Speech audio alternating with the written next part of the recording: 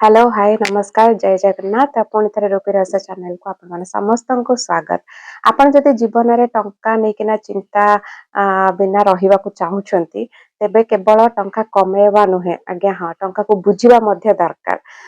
कहिबी financial freedom पाइकिना सबुठारु भल पांचटी पुस्तक जोटा कि लक्ष लोकंकर जीवन एटा परिवर्तन करी पारिछि। तो चलନ୍ତୁ वीडियो देरी न करके स्टार्ट करवा। फर्स्ट पुस्तक को जीवा। फर्स्ट पुस्तक नेम होची रिच डैड पुअर डैड जोटा कि लिखिछंती रॉबर्ट कियोसाकी।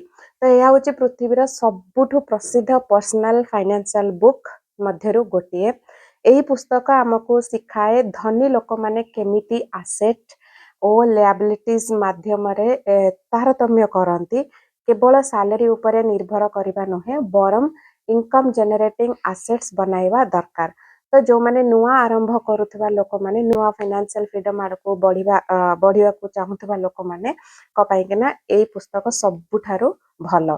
सेकेंड पुस्तक आड़ को जीवा सेटा होची द साइकोलॉजी ऑफ मनी जोटा कि मॉर्गन हाउसेल का द्वारा लिखित। तो एटा एक्चुअली बिहेवियर आउ माइंडसेट उपरे मध्य निर्भर करे। तो यही पुस्तक हमको शिखे थाए धैर्य डिसिप्लिन ओ लॉन्ग टर्म थिंकिंग हेउची वेल्थ बिल्ड करिवार सबुठु बड़। तो टंका संपर्कित माइंडसेट बदलाइबा पाई केना एही पुस्तक बहुत ही दरकारी। थर्ड पुस्तक आड़ को जीवा। थर्ड पुस्तक होची the richest man in Babylon. एटा लिखा हिची जॉर्ज एस क्लासन को द्वारा। तो एटा गोटे एक्चुअली क्लासिक फाइनेंशियल बुक जहार सहज कहानी माध्यम रे धन संचयर नियम शिखे थाए। तो यार सबुठु प्रसिद्ध नियम हैला पे योर सेल्फ फर्स्ट माने आग आपण माने सेविंग्स करंतु ता परे खर्च करंतु। तो वेल्थ बिल्डिंग रा सिंपल रूल्स बुझिया पाई के ना एटा होची गोटे बहुत ही भल। फोर्थ को जीवा। फोर्थ रे होची I will teach you to be rich by Ramit सेठी।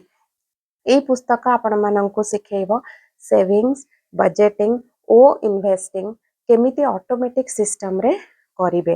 तो एटा एक्चुअली ए पुस्तक आउ भी डिस्क्राइब करे कोन ना केवल सेविंग्स नुहे इनकम बढ़ाइबा ओ स्मार्ट इन्वेस्टिंग मध्य दरकार जेटा कि यंग प्रोफेशनल्स मानक पई कि ना एटा बहुत ही यूजफुल मु कहबे। द लास्ट बुक रखिछि जेटा अछि the total money makeover by Dave Ramsey. तो जदि आपण माने डेफ्ट रे अछंती माने लोन रे अछंती तेबे एही पुस्तक आपण माननको देखैबो स्टेप बाय स्टेप प्लान। तो यार मेन फोकस हला budgeting emergency fund loan free life financial discipline. तो जो माने टंका नियंत्रण करिया को चाहती से मानक पाई कि ना ए पुस्तकटी बहुत ही जदि आपण माने फाइनेंशियल फ्रीडम पाई कि ना सीरियस अछंती तेबे एही पांचटी पुस्तक आपण मानकर जीवन बदलाई देई पारे। आपण ए भितर को पुस्तक पढुछंती मते कमेंट करके जणांतु। जदि पढी नाहंती ताले को पुस्तक पढिया पई चाहेबे से भी कमेंट करके जणांतु।